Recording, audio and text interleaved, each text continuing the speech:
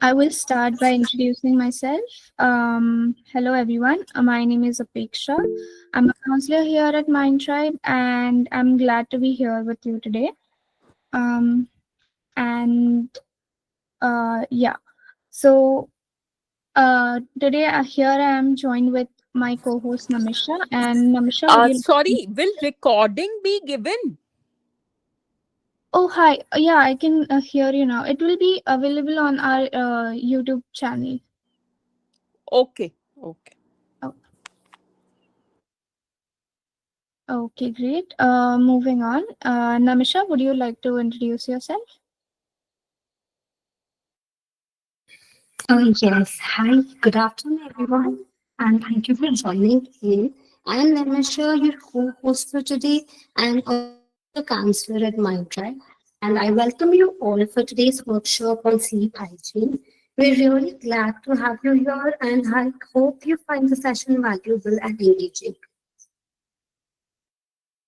Okay, thank you, Namisha, for that. And as of myself, I have worked with individual facing anxiety, stress, emotional challenges, and I strongly believe that each one of us has the capacity to grow and thrive.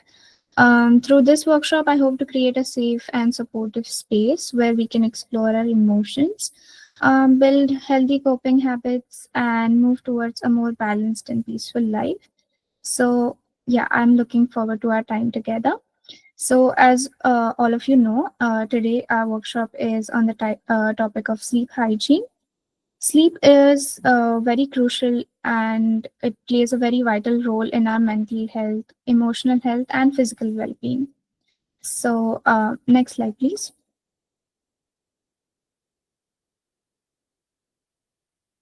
Okay, so before we start, there are some ground rules that we need to lay out. Namisha, would you do the honors? Yes, sure. So first is confidentiality. What's shared in the group stays in the group and respect everyone's privacy, please. And listen actively, speak kindly, and value each person's perspective.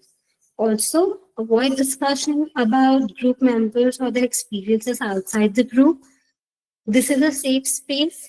Any form of aggression, verbal or physical, is not tolerated. And please use hand raise feature to indicate when you would like to speak. If you need to leave early, please inform the group and say goodbye respectfully. That's it. Over to you, Apeksha. Okay, thank you, Namisha. I hope you all adhere to these rules and yeah, please follow the ground rules so we can have a smooth sailing from here on. So, yeah, let's dive in. Next slide, please. Okay, so before we begin, here's a fun fact. So, the average person spends about 26 years sleeping in their lifetime, and that's a lot of time. So, let's make sure that we get quality sleep. So today, before we cover this topic, I would like for you all to, you know, just a fun activity on the scale of 1 to 10. How well did you sleep last night? Rate your sleep and share one reason why you slept well or poorly. You can type it in the chat box or you can raise your hand to share.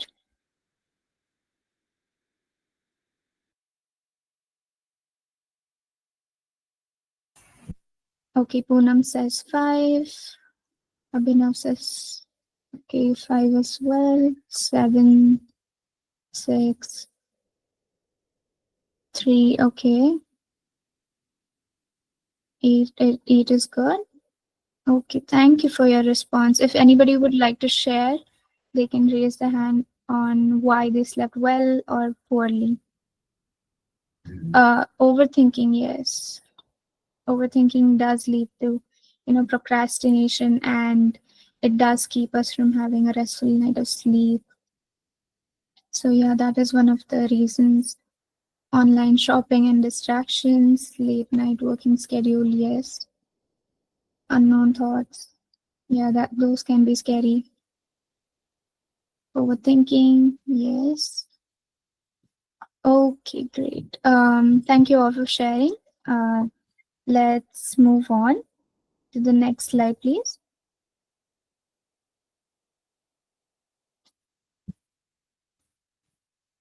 Okay, so we'll begin with defining what sleep hygiene is. So sleep hygiene refers to habits and practices that promotes quality sleep and daytime alertness. So good sleep hygiene promotes and improves mental health, emotional health, and physical health. So yeah, um, and it is all correlated. So the physical, mental, and emotional are both connected to our overall sleep hygiene. Next slide, please.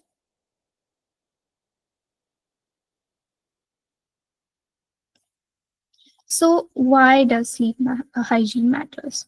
Why is it so important for us to sleep and maintain a good sleeping hygiene routine? So first of all, sleep is important to enhance our mood and cognitive function. It reduces stress and revitalizes us for the day to come ahead. It supports our immune function and it keeps you healthy. It also improves focus, memory, and productivity. So, saying that, can anyone share a time when getting good sleep has helped them out in feeling more energetic and more focused? You can type it in the chat box, and you can raise your hand, and you can unmute and share your thoughts as well. Every time, okay, during exams last month. Okay, great. Any 7 to 8 hours sleep without disturbance? Yes. Okay, 2 years ago. Okay, okay, okay. If anybody like to elaborate, if anybody wants to share and verbally share it, they can unmute and share with everybody else. All nights. Okay, that's great. Good for you. Yeah, it does release happy hormones when you have a lot of good sleep and you feel well rested, so you feel more productive and happier. That's nice. I'm glad. Okay, moving on.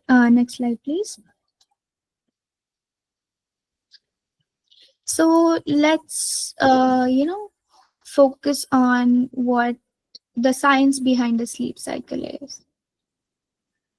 So to begin with, our sleep follows a structured cycle consisting of non-rapid eye movement and rapid eye movement. So each complete sleep cycle, e um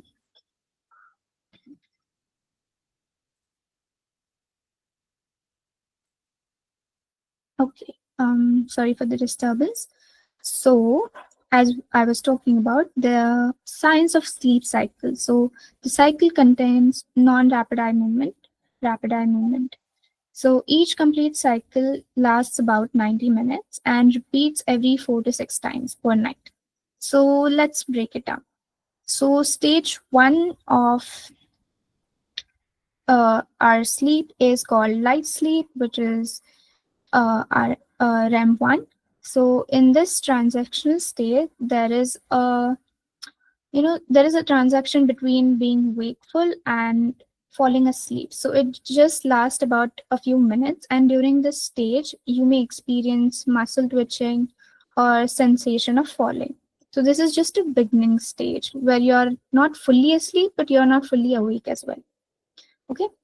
So the next stage is stage two. It is deeper light sleep, which is NREM2. Here, the heart rate of your body slows down, body temperature also drops. The body starts to prepare itself for a deeper sleep, and this stage lasts a bit longer than the first one. The third stage is deep sleep, NREM3, so also known as slow wave sleep.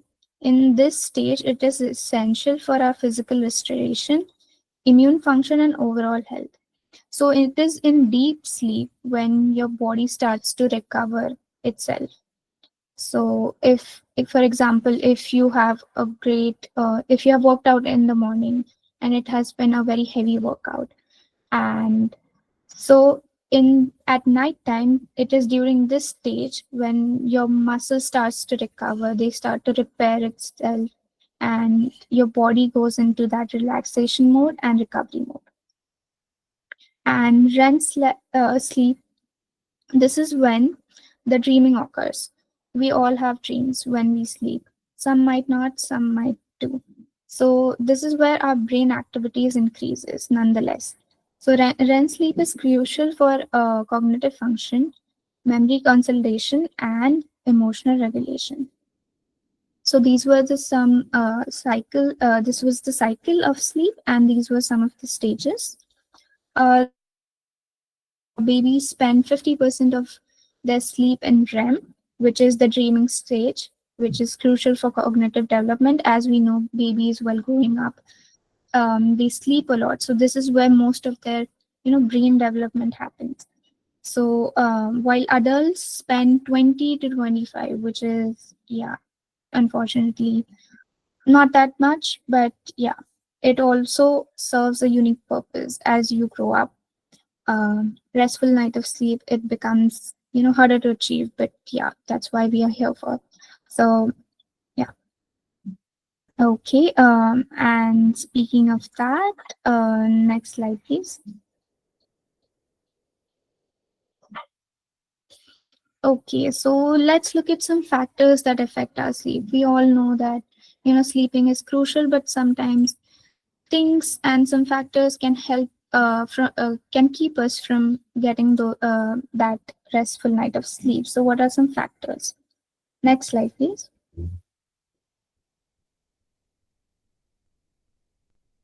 Okay, so there are many factors that can contribute to a disturbed night of sleep, which can include technology, which is the blue light emitting from your screen. If somebody uses a lot of screen time at night, so this is the reason why. Caffeine, especially in the afternoons or the late evenings, if you consume caffeine, it can show the effect of, caffeine till evening, also maybe till the time you go to bed.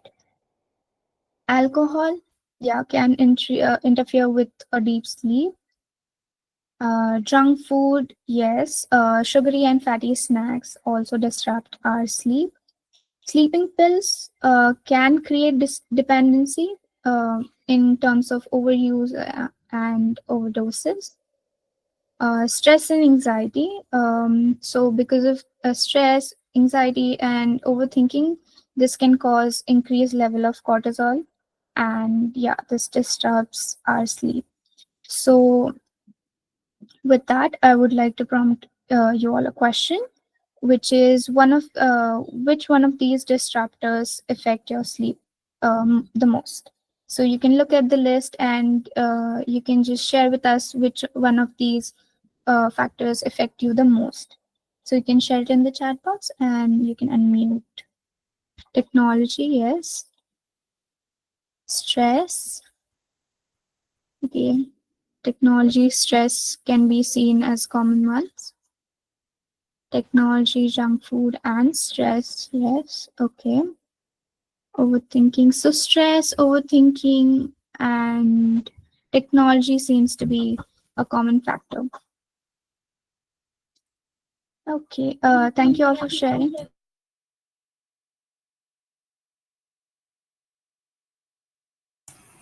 Okay. Thank you all for sharing. Let's move on. Next slide, please.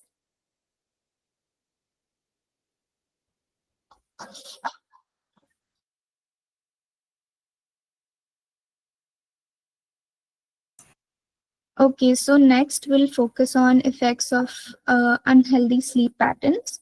So there are two main, uh, factors that affects our sleep patterns, and these can be categorized in short-term effects and long-term effects. So short-term effect includes fatigue, low energy, mood swings, and irritability. poor concentration, and memory lapses. Long-term effect can be increased risk of chronic illnesses such as heart diseases, diabetes. Next is weakened immune system. Um, then frequent illnesses. Next is mental health issues such as anxiety, depression. Then decline in work and academic performance. So short term are the ones which affect you for the time period. It might go away, and long term effects are those that are very like frequent, and yeah, it shows the effect in longer terms. So has anybody experienced these effects due to sleep issues? Have you noticed any of these? You can share with us. You can unmute, or else you can type it out.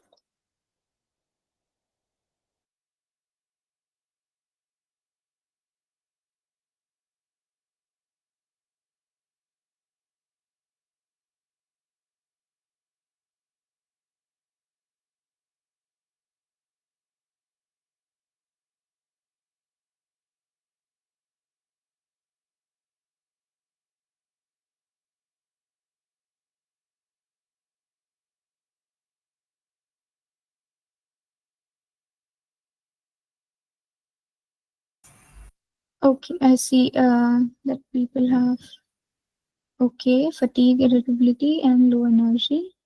Long-term effect due to mental health, decline in work. Okay, decline in academics.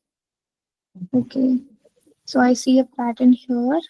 Memory lapses. Can you elaborate? Okay, so when you have a disturbed night of sleep, the next day when you wake up, you might have, difficulty recalling some stuff. There will be some gaps in your memory if you have prolonged, sleep deprivation. So that is what causes memory lapse. Okay, so moving on. Thank you all for sharing. Next slide, please. Okay, yeah. So we have taken up already this question. So next slide, please.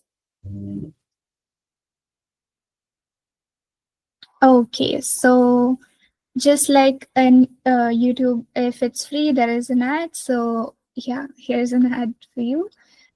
It's about our company and the services that we offer.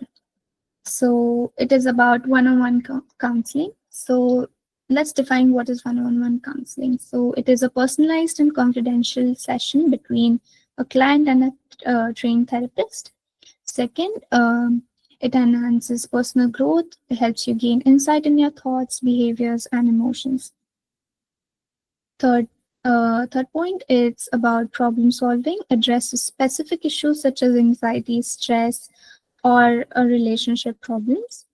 Fourth, goal setting. We can work towards your personal, professional goals with the help of a trained counselor. Next slide.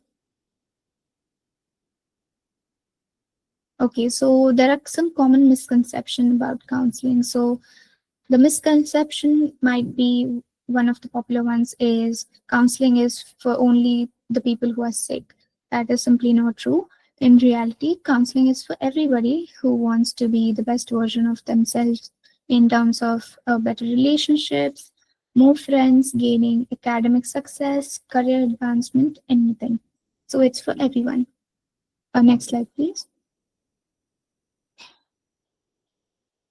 Okay, so why choose MindTribe counseling? So highly trained counselors, highly talented team of counselors and therapists, affordable charges, counseling sessions ranging from 500 to 5,000 depending on the seniority of the counselor.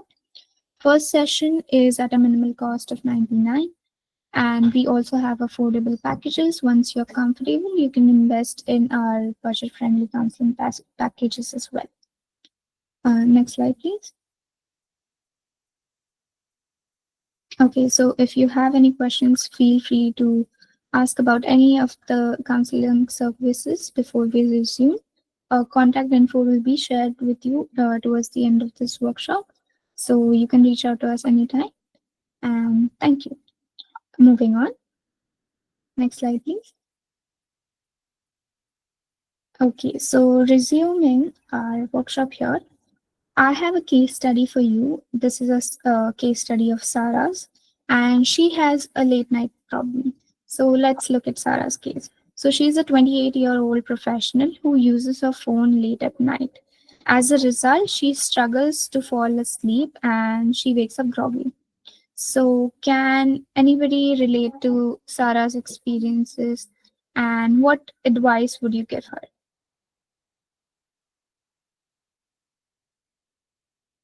So, although you can see here, she gets to bed at 10 p.m., which is a good thing because you have to get to bed early to have a good sleep. But she scrolls until midnight, so that is an issue here. So, can anybody relate to her?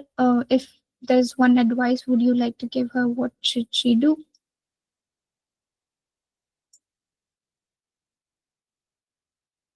She should reduce her screen time, yes, but we all know sometimes it's easier said than done, right? Right. No taking the phone to that room, exactly. That can work. I think she should try to spend time on herself, like self care, hair care. Yeah, definitely. Sleep hygiene is all about creating a routine for yourself, creating um, a ritual sort of for yourself in order to, get you to in the mood for sleeping and actually set an intention for you to get a good night's sleep. Meditation is one of the good ones. Some light exercises can also work. Sure, very good answer. Okay, great. We love watching and scrolling at night because the whole day we have not spent time with ourselves. Therefore, I would recommend her to spend time with herself, maybe in terms of self pampering and watching a movie. Okay, yeah, sure. Watching a movie, I can't say because if she gets at bed at 10 p.m., she would be watching the movie, and a movie lasts for like half an hour. Like before, movies were 2 hours long. Now they're like 1.5 hours, but it's still a bit stretched. So maybe not a movie, maybe reading might help her. No screens because it emits a blue light which can disrupt our sleeping hormones. So yeah, thank you for all of your answers. They have been great. Next slide please. Move on.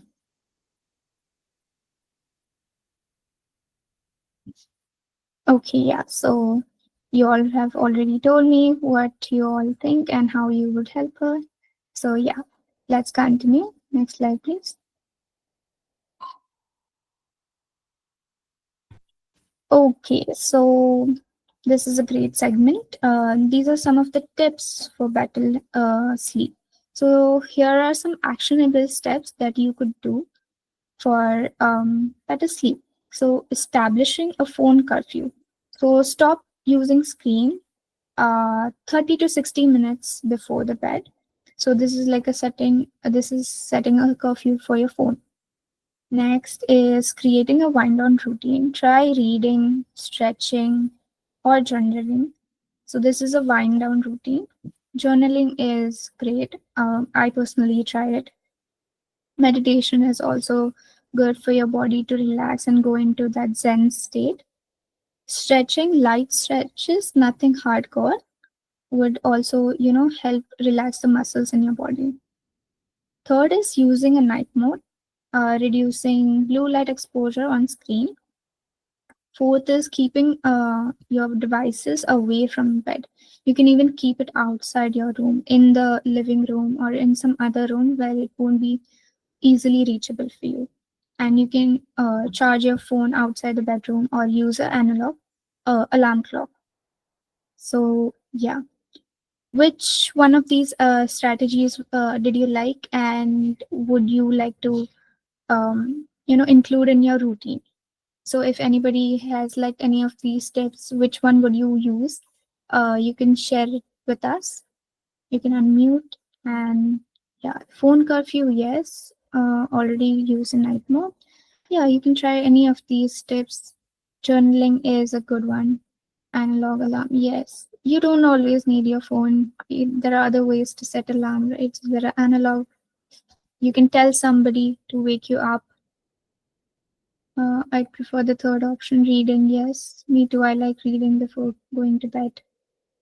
Yeah, it makes my mind take off things. Yes, okay. Great answers. Thank you for sharing. Phone curfew is a good one, and keeping devices away from bed. This is also a good one because it won't be easily reachable for you. And at night we are usually tired, so we don't make the effort. So naturally, you will be kept away from your phone, and you can try to sleep at least. So that is a good one. Thank you all for sharing. Next slide, please.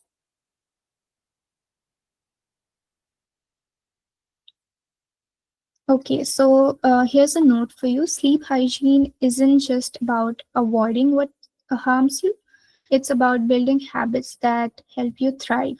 Small and consistent change can lead to better sleep and improved health. So it's not just about, eliminating what is harming your sleep. It's about creating certain small steps that can help you in the longer run. So this was a small note for you guys. Yeah, so keep that in mind. Next slide, please.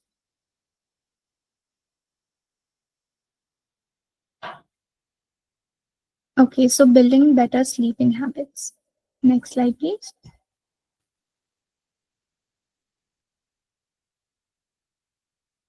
Okay, so did you know sleeping in completely dark rooms can boost melatonin production by 20%? Melatonin is a hormone critical for regulating sleep cycles. A pro tip for you, investing in blackout curtains or sleep masks for better sleep quality. Sleep mask is something that I use personally, and I cannot go to sleep without a sleep mask. So, yeah, I can personally attest to, the effectiveness of a sleep mask. So, it is a good tip. Next slide, please.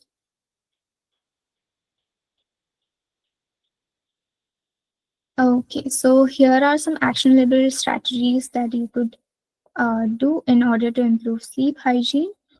It is called CORI. So first is developing healthy sleep habits and ensuring restorative rest. So consistency is the key. Stick to a regular schedule. Optimization. Create a comfortable sleeping environment.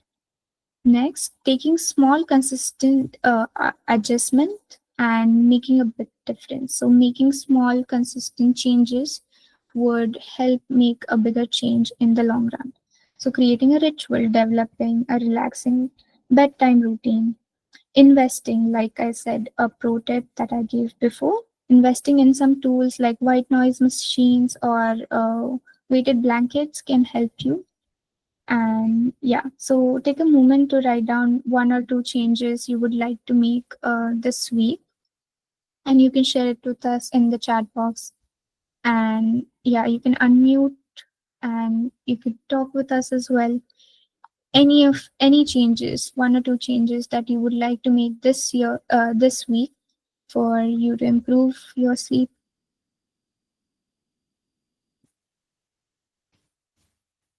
I'm on my way to sleep earlier, but the day when I started, it's quite affecting my health. I'm having a headache. Oh, I'm so sorry to hear that.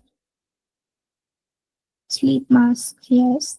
Anything else you guys would like to do? Any one change. It can be just a single change that you would like to make so it would, improve your sleep this week or the next week. Starting these routines is fine. How to keep going? That's the difference after a couple of days. Any suggestions? So, like I said, small and consistent change. Change doesn't happen overnight. So, small and consistent change, doing something that is fun for you, like journaling, reading, like we talked about, and avoiding like what's adding to your disruptive sleep. Just try to do something that is enjoyable. When we do something that you know has an effect on us, that is enjoyable for us, it in terms makes us trying to keep up with that. So yeah, you could do something that is fun but also relaxing at night. And in that way, you can be consistent with it, something you actually look forward to doing. Like, for example, skincare is something a lot of people look forward to doing at night. So that is one way to, wash off and clean off the whole day's worth of, stress and tiredness and exhaustion. So yeah, one of those things, taking a hot bath, hot shower at night, meditating before sleeping. Yes, it relaxes your mind. Cut off my screen time and try to sleep earlier with a mask. Yes. Fun tip for you all. There is an app called Opal. No ad, no sponsor. So there is an app called Opal, which is very good if you want to turn off some of your apps which are which you use very consistently. For example, I use YouTube a lot and Pinterest a lot. So Opal is an app which deactivates those apps, and it can disable those apps for a certain amount of time. It's called Opal. So yeah, you can disable some of the apps that you find distracting, and yeah, it might help in the longer run. So it sort of conditions you into not constantly going and approaching those apps. Okay, so moving on. Thank you for your answers. Next slide, please. Okay, so links will be shared at the end of this presentation. So here's a mindfulness breathing exercise for you. Namisha, would you just click on the title? And yeah, I would recommend you all to close your eyes and listen to this meditation exercise given by our founder Prerna Kohli and narrated by her. So I hope you enjoy it. Namisha, over to you. No, go back. Yes, just click on the link, mindfulness breathing exercise.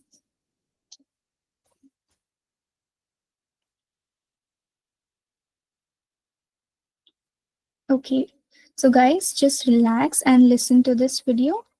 And yeah, the link will be shared towards the end.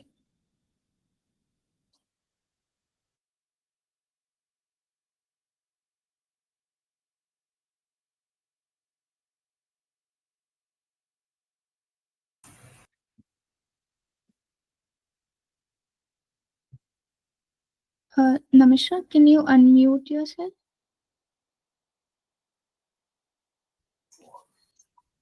Uh, the voice, it's not audible.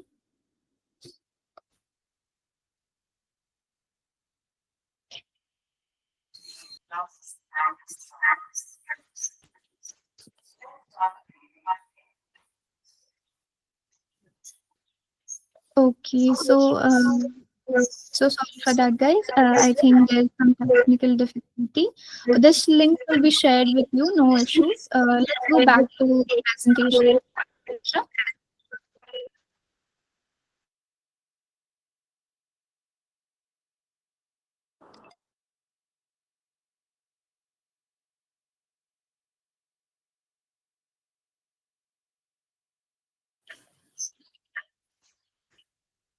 Just a second, please.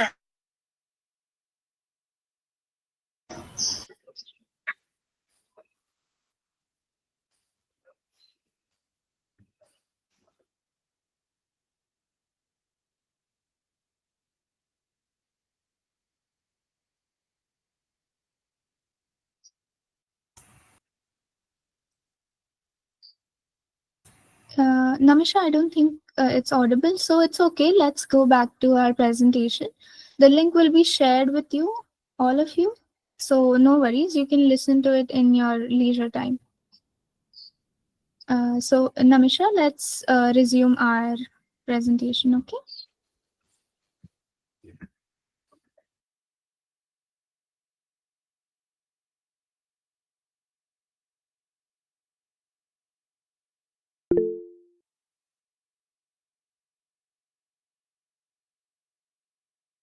Uh, Yes, thank you, Namisha. Can you just make it a full screen, please?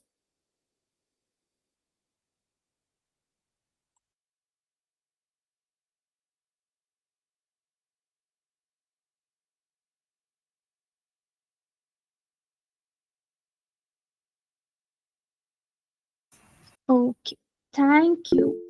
So, guys, don't worry. It is a great video and it is a small one, but a very powerful one, which you can watch in your spare time. I will share the links, so don't worry. Yes, a question, Vivek? Yes. We have tool option that in the Google Meet we have tool and we have watch video together on YouTube. So you can try that if it works. Oh, thank you. Thank you so much. That's sweet. But I think we need to, keep a mind of the time. And we are almost towards the end of our presentation. But thank you. I will share the link. So, yeah, don't worry. You can watch it later on. So, yeah, coming back to our presentation. So here's a checklist creation that you can do. So a lot of you told me that you would like to start journaling. So these are some of the prompts that you could put into your journals, and you can start writing these. So step one can be identifying your sleep disruptors, like we talked about many factors. So you could start by noting it down. So that will be first step. Second step is crafting your sleep routine, like we talked about many of the tools you can use, some of the actionable steps you can take, like removing your phone, the app that I talked about, keeping your phone outside your room, using an analog clock. So anything that works for you, note it down and you can craft your sleep routine. Third is adding a personal touch, so anything goes. So anything that you enjoy, like I said, reading, meditating, listening to white noise in the background, so that helps you relax. So analog clock is something that is not digital, so it works on spare parts. So it's an old clock, so it works on a mechanism which is not digital. So you have seen a lot of clocks, right? So there are some clocks, if you could search it online, it would show it works on a mechanism which is not digital, and it has no technology involved in that, so that is great. White noise is like background noises, like for example, I listen to a lot of rain, like ASMR videos, or a cloudy day or a rainy day, which helps you relax. So yeah, that is white noise. So yeah, you can share one of your creative ideas from your checklist. You can just note it down, or you could just look at the screen and tell us what you would add to your checklist, anything you would like to do, any creative ideas that would help all of us. Something aside from the norm. If you have some idea about that, if you have something different to share, you can write it in the chat box, or you can unmute and you can talk. I use a Zen mode, that is a lock mobile phone from 11 p.m. to 9 a.m. That's great. Yeah, it really keeps us grounded. It keeps us from reaching out to our phones if we have something like that. So that is nice. Okay. Anybody else would like to share? Reading and meditating. Great. It really takes our mind off of things when you're meditating and reading. So yeah, those are very relaxing activities as well. Anything else? Do not disturb after 11 p.m. So don't get any notifications and calls.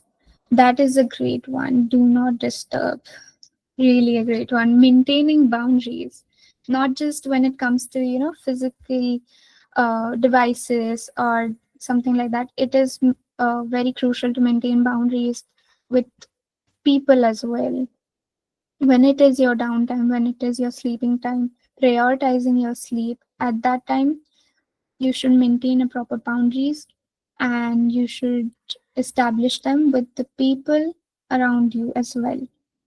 So it is very good. It is very healthy to do that. So do not feel guilty. It is really important to maintain boundaries. I've noticed more I sleep, the less I use my phone. Yes. So yeah, exactly. So it keeps us energized, and when you have that burst of energy, sometimes you just want to jump and frolic and just go outside and see the nature. So when you have more energy, you don't focus it on one place, such as your phone. So that is a great one. Okay, so thank you for your answers. Let's move on. Next slide, please. Okay, so we are at the conclusion. So here are some takeaways. So firstly, sleep is a foundation of well-being. We should all cherish it. Simple habits can transform your nights and your days, not just your nights. So sleep hygiene helps both your days and your nights. Use your checklist, create a personalized path to a better sleep. So, like Thomas Dekker said, sleep is a golden chain that ties health and our bodies together. So, yeah, do not neglect it. Always cherish it, and take small but effective steps towards helping achieve a better sleep. Next slide, please.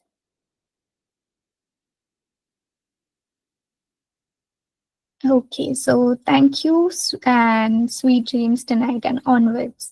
So, if anybody has any questions, if you want to share anything, you can talk. Otherwise, we are at the end of our presentation. Also, before we wrap up, does anybody wants to share their own experiences and what they have learned from this presentation, or what they would like to in the future, in future coming nights, what they would like to happen, or just a wish if you want to share. Thank you for your session. Thank you for joining.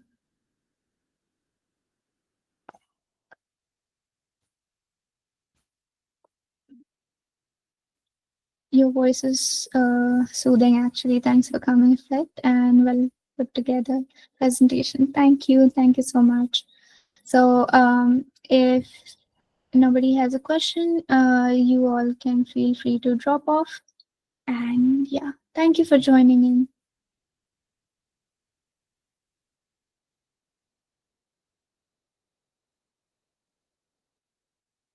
Okay, so intense workout exercise, 2 to 3 hours, I would not recommend it because it really gets your heart pumping, and it is very hard for your body later on to come to a normalized state. So yeah, intense no, but you can do some small stretches or some yoga positions that might help you. Low intensity, not intense.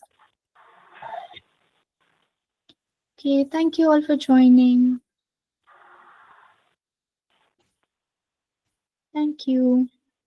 Hello? Hello? Yes. Is sleeping in the afternoon good? Napping around the afternoon for 2 hours. Okay, so sometimes yes, it can help because depending on the situation, uh, if you're tired, or if you're exhausted, if you have done something emotionally exhausting or physically exhausting, both, it is okay. Don't feel guilty about taking naps, but it should be a cat nap. So a cat takes a nap, it is a very short one, so 20 minutes is enough time for you to make that recovery. 20 to 30 minutes, so taking a small cat nap is okay. It won't affect your sleep that night. But sleeping for 1 hour, 2 hour, that is not a nap. It is actually like you're sleeping, because like we talked about in sleep cycle, your body goes into the deep sleeping stage where your muscle starts to relax. So if you sleep for a longer time, it won't we can't call it a nap at that point. So taking a small cat nap, 20 minutes to 30 minutes, can help. Thank you. Okay, thank you. Thank you all for coming.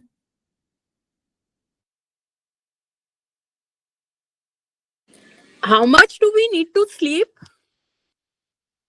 Okay, so 7 to 8 hours is recommended, but if you sleep for at least 6 hours, that is also okay. That will, get you the recovery time that you need. So yeah. Okay. Thank you all for joining. You can drop off, and yeah, thank you all for coming.